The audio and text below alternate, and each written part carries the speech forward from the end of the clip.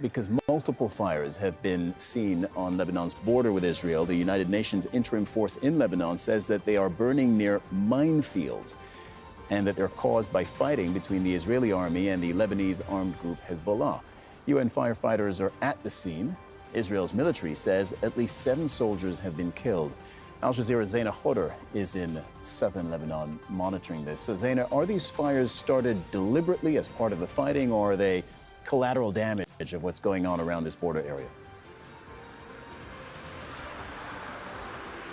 Well, Israeli strikes are being blamed for the wildfires that have been raging along several kilometers of the border with Israel. According to the United Nations Peacekeeping Force, the fires are now under control. But we've seen this in the past. This is not the first conflict or first war, if you like, between the Israeli army and Hezbollah. In previous rounds, the Israeli military, they target bushes, trees, cause fires so that Hezbollah has no place to hide, so that their fighters cannot approach the border, so that they cannot launch attacks from those areas or launch any possible incursions into northern Israel. So this is definitely a tactic, because what both sides have been trying to do is blind each other.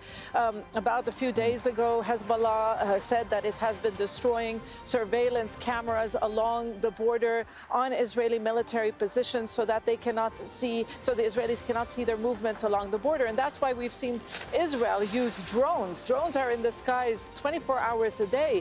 And really, that has made it quite difficult for Hezbollah to operate. It has suffered quite a number of casualties, nearly 50 in the past 3 weeks, because they are operating in open territory and because drones, surveillance drones, are in the sky. But in the past 24 hours, we haven't seen any Hezbollah attack, at least no claim of responsibility, which could be an indication that the group is reassessing and seeing why they are taking these casualties and may come up with a new strategy.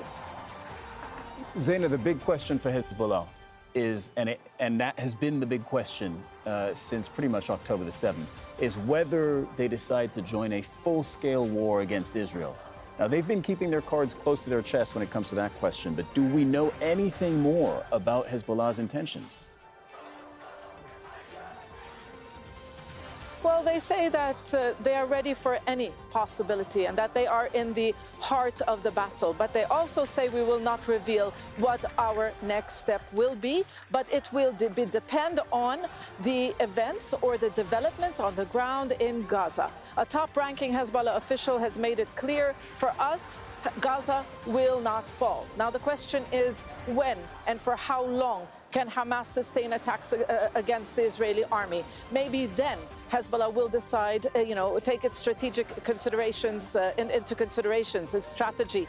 Because at the end of the day, launching a full-blown military conflict with the Israeli army, yes, it is a much stronger force than it was in 2006. According to the Hezbollah Secretary General Hassan Nasrallah, he boasts of a force of 100,000 fighters. He also says that he has precision-guided missiles that can hit anywhere in Israel. But Israel, too, is an advanced army. It has air superiority, and it can target areas where Hezbollah supporters live, putting pressure on the armed group. We saw that happen in 2006. And also, this is a country where, people are suffering because of an economic crisis. Many of these people have nowhere to go and even to rent homes. So the situation is a very difficult decision for Hezbollah, but it has said Gaza will not fall. Make sure to subscribe to a channel to the latest news from RDZ World News.